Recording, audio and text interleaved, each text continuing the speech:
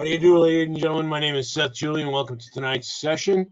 We're going to talk about the Commitment of Traders report, market trading opportunities. Let me welcome Paul, Mohammed. Good to see you. And anybody else who can see the opening screen, hear my voice. We're going to get underway. Just to acknowledge that in the question and answer. Although Paul and Mohammed will do for now. That's just fine, gentlemen. Thank you for responding. I am Seth Julian. I'm the host for tonight's session. I'm the Chief Global Strategist here at Alvexo Trading. I'm 65 years old, been trading for 52 years now in the capital markets. How do you do, Rob? Welcome from London. I am going to talk today about an indicator. All right, I'll level with you.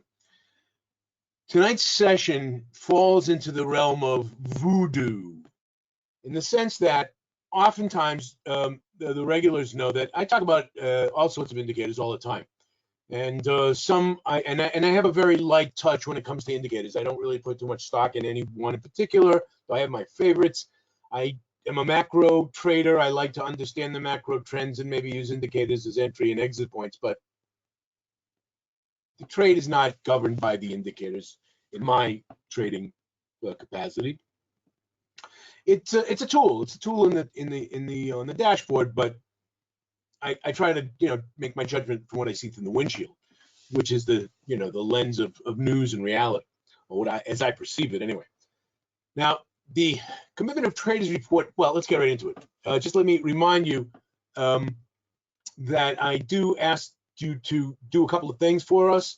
One is respond to the poll you'll see at the bottom of the control panel under there's a poll 0 through 5. Fill that out if you can. A few quick questions, and then there's a survey at the end that helps us guide the sessions to better serve your needs.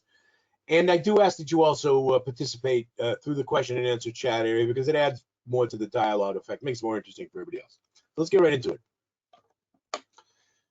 Oh yes, so I'm going to just read through a couple of the slides, and then we're going to take a look at the real charts. But it just, there's always a little bit of background you need to do before we dive into it.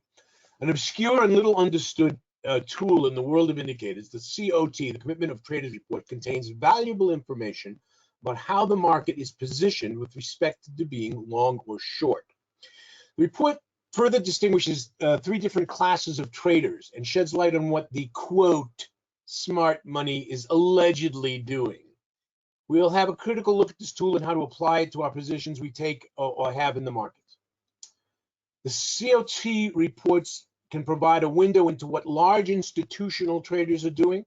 This is a great way to identify the trend, perhaps. And I generally, let me also take a step back and say that I am very fastidious about mentioning the risks involved in this business. And there are plenty of risks, and I want you to think that I always make the right decision. My signals are always right, and I always make money. No, I lose plenty of money like everybody else, but I do make more than I lose, and that's what makes me and anybody else in this business a successful trader. The sine qua non in our business to make more than you lose, not to not lose. Everybody loses. Nobody always enters into winning positions. Trust me, okay? Anybody who tells you otherwise is lying to you. You're going to lose money, and if you don't know how to lose, you know how to turn a loss into some positive gain. In other words, trying to study a mistake that you might have made, trying to understand a misjudgment that you arrived at, then you're never going to be able to win it all in this business. You've got to be able to turn whatever you do lose into some sort of tangible gain, so you increase your odds as you progress through the business. Now, with respect to the Commitment of Traders report,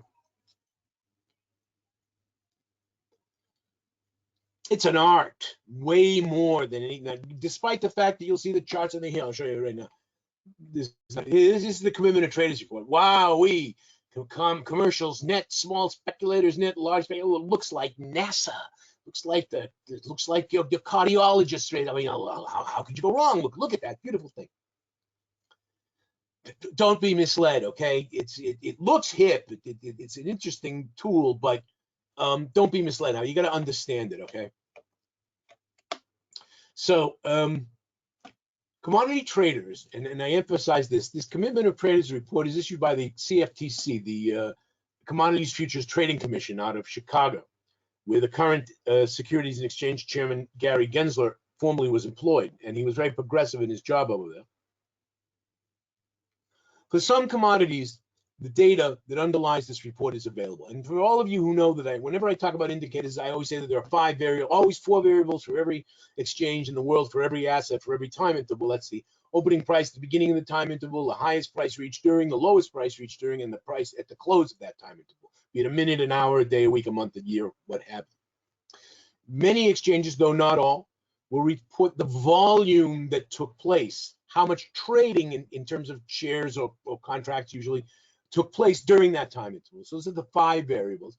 And all technical indicators are some permutation or combination of those statistics, period. So this is an exception, although it's not technically what I'd call a technical indicator. I don't know what kind of indicator it's called. It's called the Commitment of Traders Report, and it's its own animal. So so with that, I will continue. Any questions, ladies and gentlemen?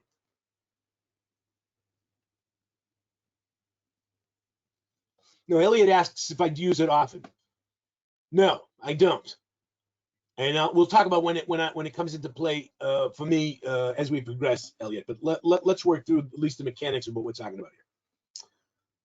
Commodity traders have access to a special market report each week that provides a snapshot of the positions of large institutional traders, small speculators in each commodity futures category. This information is called Commitment of Traders Report, or COT report, and it's provided by the Commodities Futures Trading Commission. The COT report is a great, well, maybe.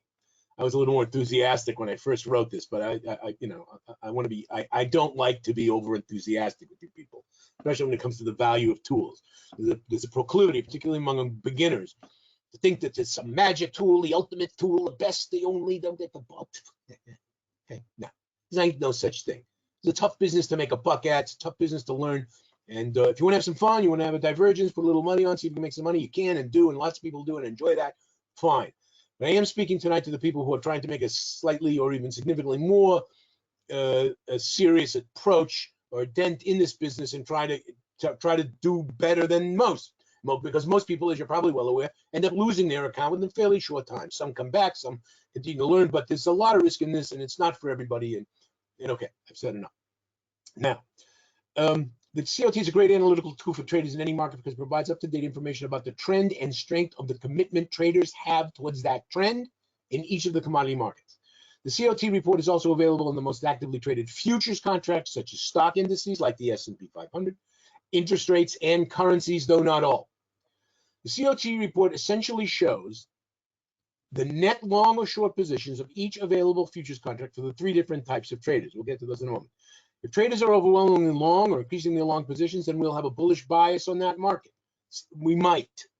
All right, these guys aren't right all the time either. That's why it's more art than science. Okay, that's why I refer to it as sort of voodoo-esque, and that's why I use the word up here in quotations, the smart money. There's no smart money. Okay, everybody loses in this business. Nobody always makes more than everybody else. Now, some people make more consistently, but they lose too. And you don't know what trades they're in that are going to end up losers, okay? So you can't just follow them blindly. If traders are overwhelmingly long or increasingly long, we'll be bullish on the bias. Similarly, if traders are short or increasingly short position, then we'll have a bearish bias, maybe. Not all traders in the report are of equal importance. Here's the key. This is really the key to, if there is any understanding to be gained from the Commitment of Traders report, here it is. There are three types of traders. Investors usually pay attention to the one type with requirements most like the individual traders, okay? And it's not the individual traders. You got your commercial traders. These guys represent companies, institutions who use the futures market to offset risk in the cash or spot market. So these are going to be your consumers and your producers. If you're a farmer and you want to protect any movement in price, you are net long the position because you're going to be selling into the position. So you want to hedge that and go and buy a position. So in case the price goes up, your loss on the sale at the low price will be covered by your gain on the purchase of the high price, and vice versa. If you're buying it, if you're Kellogg's, you're going to be long the asset. You want to have a short hedge position to benefit if price goes down. You get the idea. So these traders represent the producers. Corn producer may short. I just said this. I don't know. I don't know, read the text instead of ad-libbing all the time. The short producer in the corn futures is going to protect her profits if prices fall in the near term. This class of trader is not going to be very helpful for retail investors like us, and we don't pay much attention to them. They're out to hedge risk. We're not. In fact, they're what we call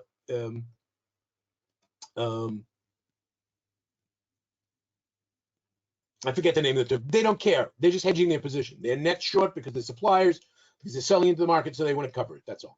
There's a net long. That's all. Non-commercial traders, we don't pay attention.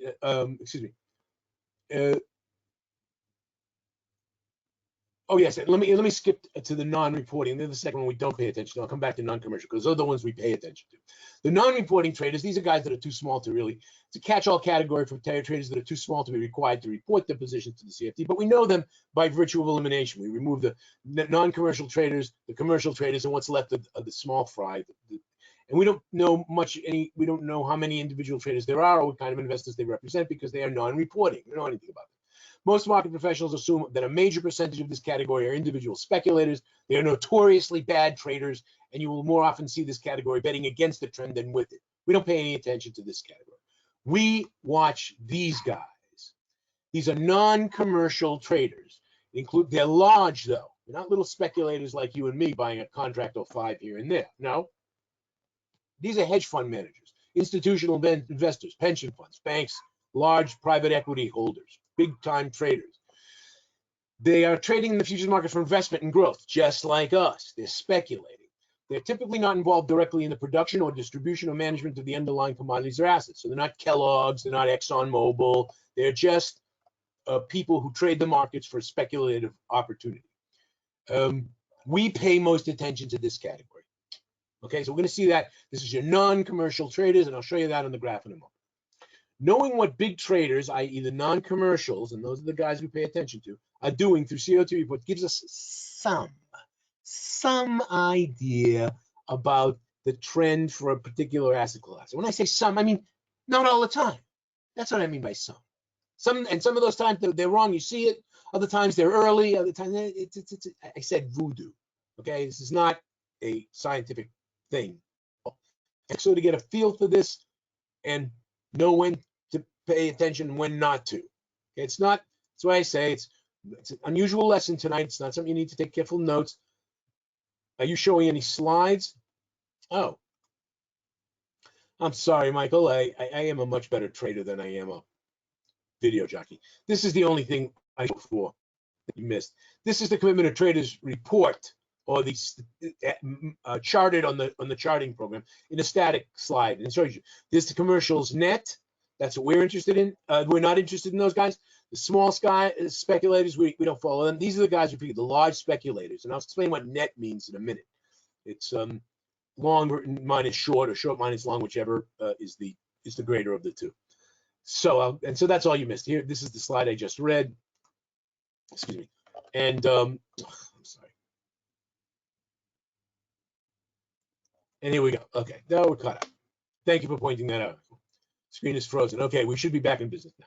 The non-commercial traders is the column or the segment we want to examine most closely. Commercial traders, the right, forget this position. That screen can be used the same way that you might use a traditional technical indicator that only analyzes price and time. Okay, that's all this does. Doesn't look at volume, doesn't look at the movement, we don't know much about these guys. For example, even though the commercial traders are people most like us in terms of their interests and their motivations, we don't know much about the positions in terms of did they just enter them, and they've been in them for a long time, how old are they, how new are they? We don't know that. We just know we can sort of tell by the volume on an individual bar. But remember, these reports are weekly, so they're not so, what's the word I'm looking for? So precise, all right? Building a system from this information is relatively easy. You assume that you bought the currency pair every time the red sentiment, that is that the guys we're looking for, crossed above the midpoint of the graph. I'll show you what that means. And reversed and shorted the currency pair when its sentiment crossed below. That would seem to be the basic strategy, but you'll see that that's not always self-evident or even correct. Simple example could be quite effective when combined with a diversification strategy and appropriate risk management. You know what that means? It means you're going to be real careful about it. It's fancy talk for entering this trade based on this indicator carefully. Yeah. Both the sentiment line and the net long short black are important trend indicators. Forget that, we don't get paid. These can be used easy way to define investor sentiment. Okay, enough with that. Here is, okay, it's a short presentation. This is all I'm doing. Now here we look at, let's take a look at this. This is, notice it's a daily chart. Well, it's frozen. It's a daily chart. It shows you, here, see that black dotted line? That's the center of the net long, below it, the net short. So we see as price rising, the commercials are net short because they're hedging. The price rising, of course, the speculators like us are going to be net long. Hardly surprising. And these guys are, you know, pretty close to the vet. You know, we don't follow. We don't care what the small guys do. So we see when the large guys go net short right about here, they are early, but then they essentially become correct. I'm sorry, they're early and wrong. They stay net short as it keeps rising. They change their position. They're net long as the thing declines. Useful? Perhaps if you did the opposite, but you don't know when to do the opposite. Here in this long run, it seems like they're the guys to follow. You don't need that to know that this is the way to go. You see it's the way to go. All right, so that's the general idea. Let's go to the real charts and see if we can actually find something tradable and useful. Okay, I am going to stop the screen for a minute, bring over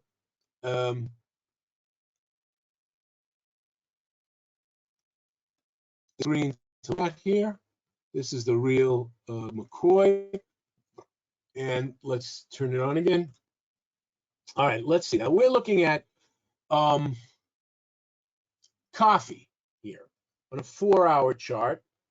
It's sort of good enough, but let's look on the daily again. We'll go to the daily. So here we see coffee's in a range here. It's not doing too much. Let's go back. It was really, you followed it earlier in the year. This was a great trade, a really terrific for all sorts of reasons. These guys are net long.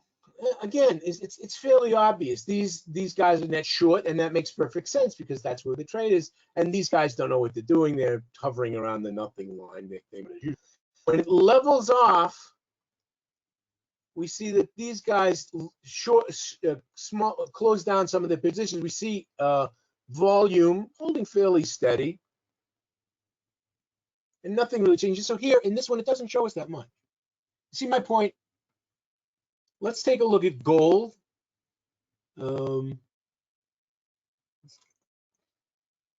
This is the gold futures contract. Now, interesting. This is on the daily. Let's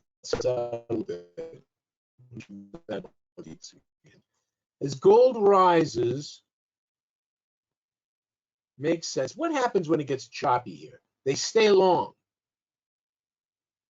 As it continues to fall, they remain long, but less so. I don't find it that valuable in this particular case. There's no real, nothing there that I'm gaining any insight that I couldn't have gotten. Let's take a look at the S&P 500. That's called the ES. All right, now this is a daily of the S&P 500, which, as you know, has been very volatile lately. Let's see if we can get something out of this. All right, here's the long rise. It's about the beginning of the year now, where it starts to go south. Well, here you can see this was on the static chart that I made, I don't know, not too long ago, obviously. As it continues to go down, these guys go net long. Let me make this a little bit longer for. It's not too. I guess I got to keep it automatic. No, all right, keep it auto. The commercials are wrong here.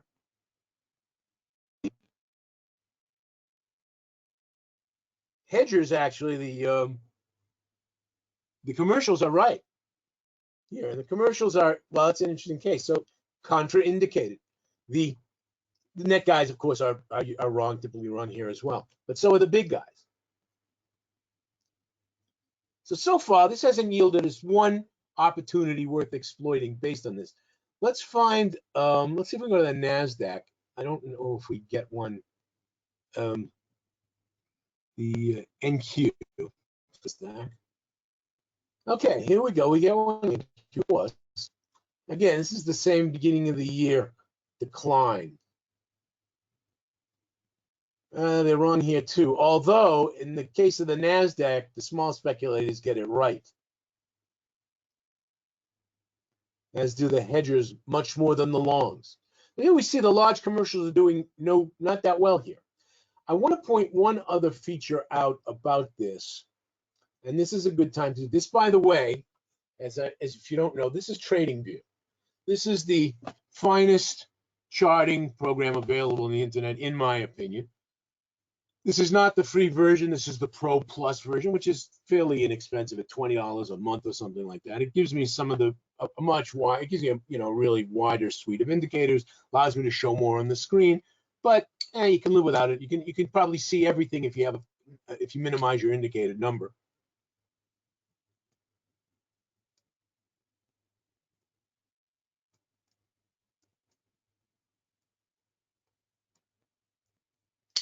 There aren't too many indicators that are only available to the premium accounts, although this is one of them, volume on price, which is valuable to me. But I do want to point something out to you here in this commitment of traders report. Go to the settings function. I am only showing the commercial net, the large net, and the small net. I can actually see the individual smalls for the small, that is to say the longs and the shorts, and the longs and the shorts. I find it too cluttering. I'll show you. Let's take a look just at our guys, the large speculators. So this is the long and the short, and this is the net. You can't really tell. I'll show you. You can't tell which is greater here with these lines. So that's why it's just too confusing for me. I get rid of the large, the shorts, and the longs, and I just see the nets for each position. I find that much more valuable. I just want to make you aware that that option exists for those of you who are data mad and like to see every damn thing on the chart. Okay, so that's that.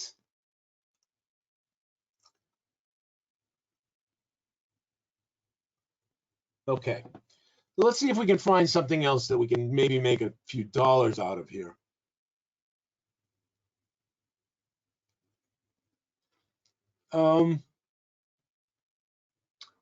No, it's not. It's only American assets. You're not going to get the Tadawul. It has no. I'll show you what it's like if you look at something that. Here's the Milan. It doesn't report that data out. It shows the volume, but it doesn't have such a report. It's only for stuff traded in Chicago. Let's take a look at the dollar index. No, nothing for the dollar index either. Oh, this is the Dow. No, but that's not the futures contract.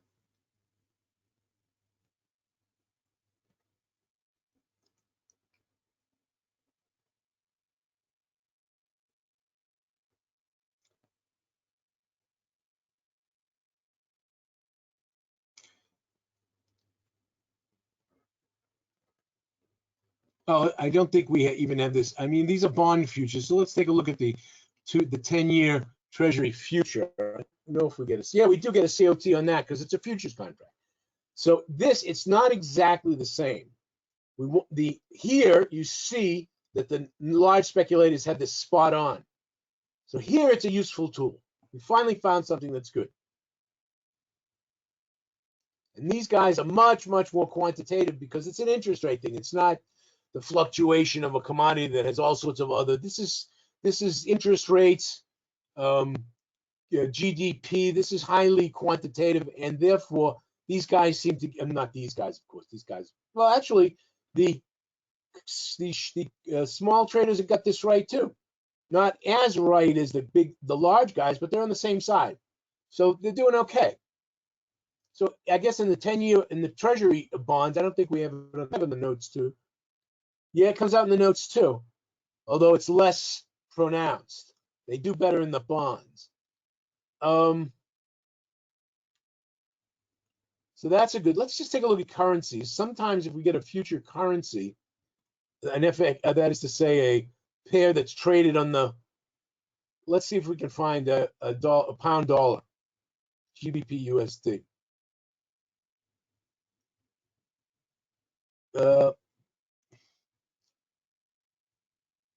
No, this is the future. Oh no, we've got it there too. Here we've got the pound dollar.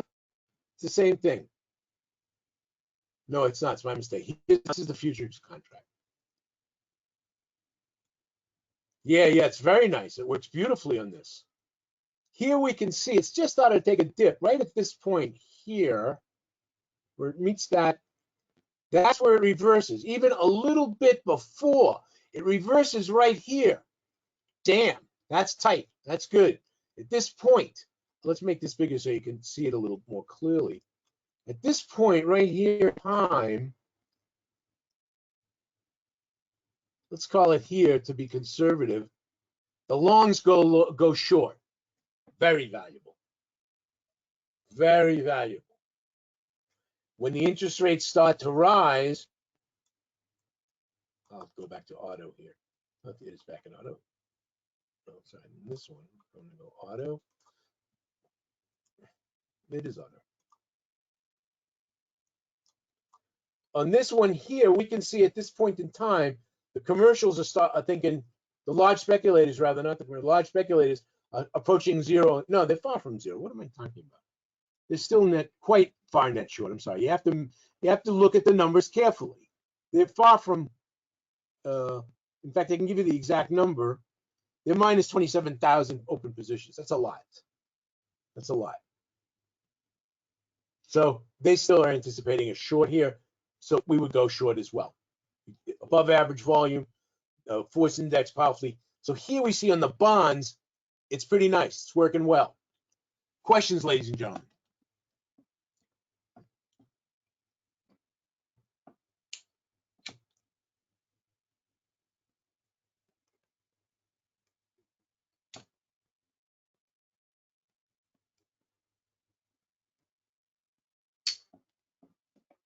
No questions, ladies and gentlemen?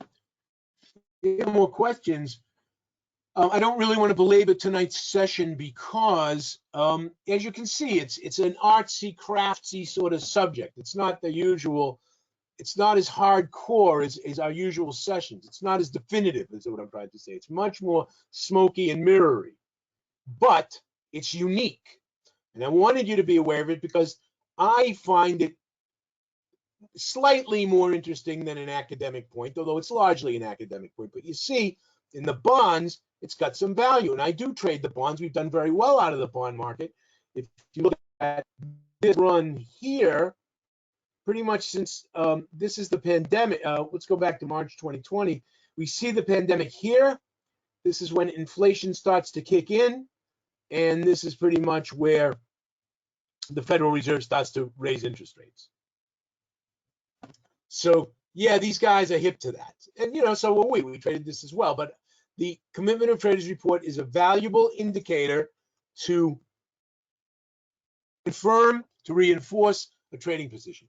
Is it more meaningful for commodities? Absolutely, Osman. In fact, is it more meaningful? Yes, it's only available for commodities. Remember, the S&P index future is a future. It's commodities. It's a futures contract, which is a commodity. So are the bond contracts. Here it says right there, continuous contract. British pound futures. This trades in the CME in Chicago. So yeah, it's only futures. Muhammad asks, when do you think GDP will rise again? Oh, I don't know, when hell freezes over, maybe. Not for the next year or three, sir. I am very bearish the pound dollar. We can take a look at it if you like. We looked at pound dollar just a moment ago.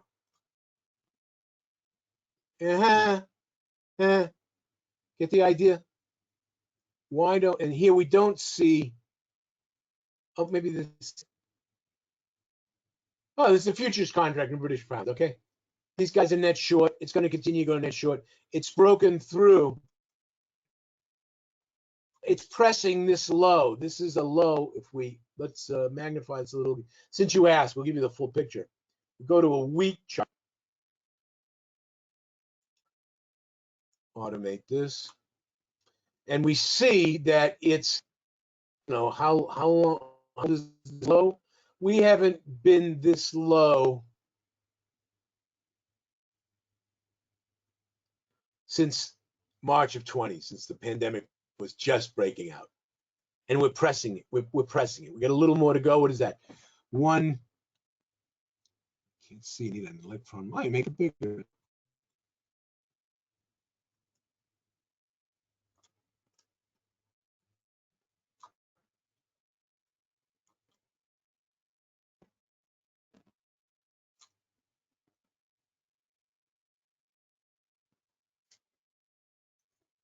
It's 1.14. It's 1.16. So yeah, I think it's going to go there, and the volume is high, and the large speculators think so too still. And I think they're being conservative. I think it's going to get even worse. For bonds, who would be the commercials? Asks Lucas. The people selling them, the bond dealers. Yeah, the sellers, the net sub, perhaps, I don't know, I venture a guess here, maybe the central bank, because they're enormous holders of the bonds. They have zillions and trillions on their balance sheets. They may hedge them. I don't know. That's speculation entirely. I can't say for sure whether Uncle Sam goes into the futures market to hedge his long bond. I can't say.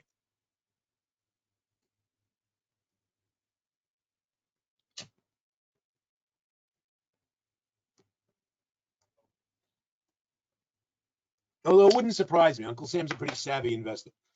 Have I answered your question, Lucas? Roland asks, what's the COT data telling you about the gold over the next 3 to 6 months? Let's see. We'll go to commodities. I think we looked at gold. It wasn't telling me much. We'll go to GC. Where is GC? Here's the gold. Which is this? Oh, that's the gold silver ratio. Here's the CFD. I don't want the CFD on gold. I want GC. This is a weekly chart. It's telling me that the large guys think it's going to go up. The commercials think it's going to go down. And the small guy is sitting on the fence, more or less. 72 contracts, 12,000 contracts, as opposed to 125,000 or 138,000 for the big guys. What's it telling me about the next 6 months? Not very much, Roland. Not very much, in my opinion. Gold hasn't been doing anything for ages now. It had the big run up until inflation started to hit and the recovery started to slow. So gold hasn't done anything at all for a long time. What is the indicator called in TradingView? Oh, it's got a funny name, I believe, some wacky name. There's a lot of them. You want to use COT Bushi, BUSHCI. Don't ask me who Bushi was, but this is the one I use because it's really the most, it's the clearest. It makes the most visual graphic sense to me. Some of them are very weird. Some of them are some people get very carried away with this indicator, I might add. I don't, as you can see. What about oil, Osman asks? Take a quick look at oil. We took a look at oil before. The long guys think it's going up. They're probably right about that, although they're narrowing the view, and the hedgers are short. Makes sense to me. This is the weekly view of crude, and I think it's going to continue to go up. I think this is a temporary thing here. Osman, Nuno, and Richard, Roland, I hope I answered your questions. Now, Lucas asks a long case question. In the case where the central banks buy so many bonds to control inflation, which they're ceasing, at least in the United States, Lucas, should we rather try to predict movement by focusing on the commercial sentiment? Is the opposite true, that when central banks stop QE, we should rather look at the open interest of the large speculators? Jesus, Lucas. Somehow in my gut, I knew somebody might ask that. Lucas, were it that clear that I could say to you yes or no, but I can't. With the bonds, it looks like I would go along with exactly what you said. And so, oh, you're welcome, Nuno. I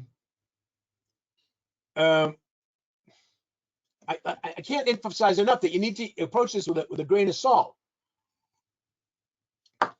Just let me go back to the bonds again, since Lucas focuses on that, and I agree with him. That's been the obviously most I mean, this isn't that. We don't want to go to the. Oh, it's the ZN, I believe. 10 years. Yeah. Here's what you need to look at: the trend. You know, these guys have been short since here, and that was in a nicely advanced warning, or here you could even say. But yeah, here they turned down, and that's an advanced warning. It's a good warning, and they're still net short. The graph would say yes, Lucas. The graph would agree with precisely what you said, and I would too for right now. Okay, I'm sorry I'm so wishy-washy about this, but it ain't carved in stone. Muhammad asks, how can we be better at reading charts like you? Easy. Look at them for years on end. Okay, I'll give you the longer answer to that question, Muhammad. I see a more serious answer. If there is no clear science, but getting the view of an experienced trader as you is really valuable. Thanks, you are awesome. Wow, Lucas, thank you very much. I made my day. You made my day. Thank you. And I'm gonna respond to that comment by answering Muhammad's question: is how can we be better at trading charts? Look, human beings are nothing. I shouldn't say nothing. They are innately gifted at pattern recognition. All right. Our brains are wired to see the patterns in things, in data.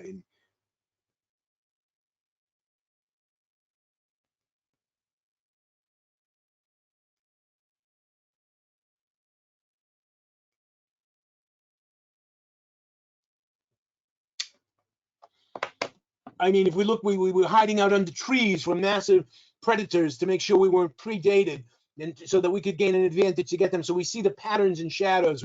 We're herders. We follow the signals of other creatures for herding and following.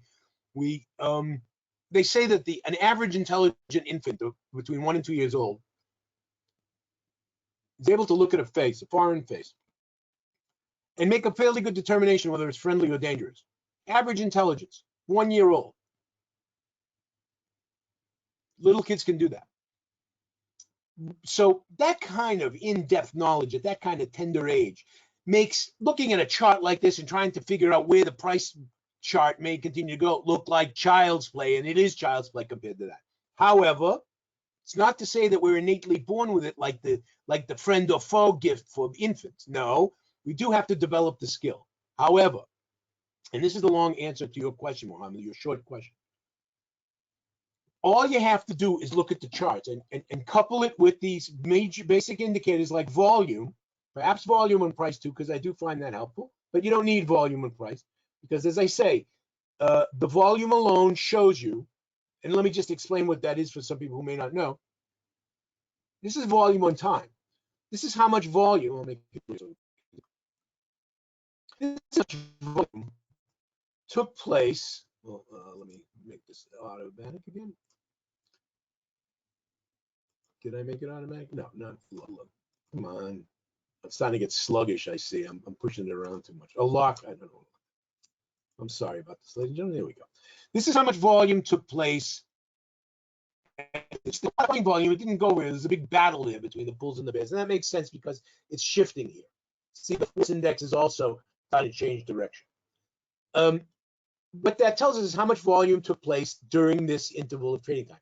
What this data shows you is in this data set from, what is it? Call it January, April, March of 2021 till here, most of the volume took place here. Oh, no, that's not true. Most of the volume took place between here and here. All right. So there was a lot of trading at this level. Here, there was less volume, and I know that from the way the colors are distributed and the way I coded it for 2 standard deviations. I won't go into it in great detail, but you can see enough to know to get a reasonably good opinion, like I usually have, although I hasten to point I'm not right all the time, by just looking at the data in the charts. The force index is a combination of these two data sets: price, open, low, open, high, low, close, and volume. Commitment of traders, again, it's that different wacky animal, but that's the answer to your question, Mohammed. Okay. I know there is no clear answer, but thank you. I see you have a lot of technical analysis on your charts. Based on your experience, how valuable do you think technical analysis is for trader? Maybe time in the markets is better than timing the markets. Is that my pleasure, Mohammed? First of all, I don't have a lot of technical indicators, Lucas. These are not technical indicators. This is raw data, price and volume. This is one technical indicator I use, the force index, because it combines these nicely. And you can look at how force index is connected on Investopedia. That's a great source. I don't usually show commitment of traders, frankly. I generally do not. In fact, you'll notice, those of you who are familiar with the signals, this is what you usually get. I hide the, oh, I'm sorry, my mistake. I made it. That was not right. I made a mistake here. What did I shut off? I shut off the moving average here. Well, anyway, let me shut off. Here's what I wanted. I usually just shut this off. You don't see it. And this is the usual chart I show. But I was showing COT for tonight's demonstration. Just keep looking at charts. Yeah, time trading is worth much more than technical. No doubt about it, Lucas. Technical trade, look, I often use this analogy because I quite believe it to be true. They're indicators, technical indicators. It's in their name. And that means that they're like indicators on your dashboard, whether you're talking about a marine vessel or an aircraft or an automobile. Oil pressure, water temperature, engine revolutions, fuel level, et cetera, et cetera. You got to glance down at them. You can't not pay attention to them, but you can't trade based on them. You'll run into a tree. You'll drive into another boat. You'll crash your plane into a hill. You glance down at them. What you got to look at is out the windshield. Okay, so you got to know that interest rates are rising. So the price of these bonds are going to be selling off. People are not going to want these bonds paying the crummy interest. They're going to want to sell these and buy newer bonds. Common sense. So that's what makes more of a difference than the commitment of trade. They know the traders that are in those positions understand the fundamentals, i.e. the dashboard, or what we call the macro picture, which is just a fancy ass term for looking at watching the news and trying to figure out what's going on. So, in value and volume and price, which again is not really a technical indicator. It's just a rejigging of this data. Instead of putting it on the correlating it to the y-axis, we correlate it on the rather correlating the volume on the x-axis. This is the x-axis. We correlate it on the y-axis, the price axis. Not really a new technique. It's just a manipulation of this. But basically, I only use one. Oh, and the moving averages. That's true. I use 3 EMAs, the 20, the 50, and the 200-day moving average. These lines here, and the one I put out, let's see if I can go back to force index again.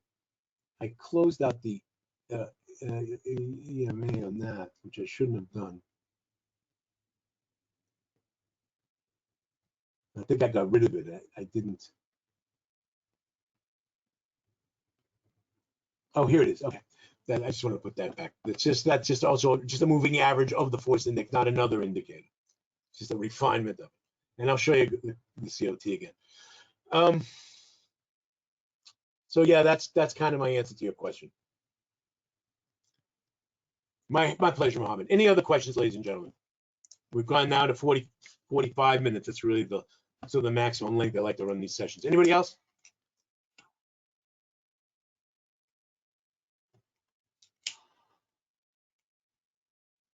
Okay, I'm going to bring today's session to a close then, ladies and gentlemen. And please fill out the poll and the questionnaire at the end.